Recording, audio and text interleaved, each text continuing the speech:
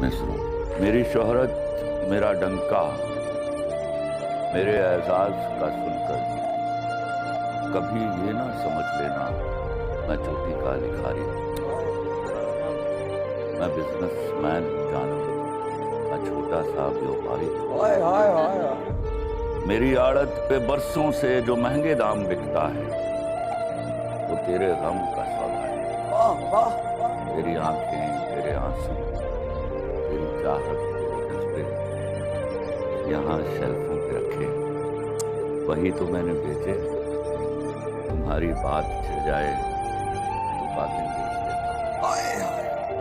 जरूरत कुछ ज्यादा हो तो यादें बेच देता।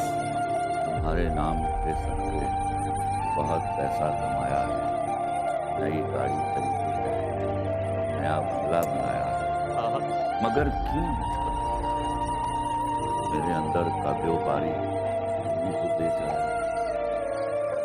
मैं बिजनेसमैन हूं जाने,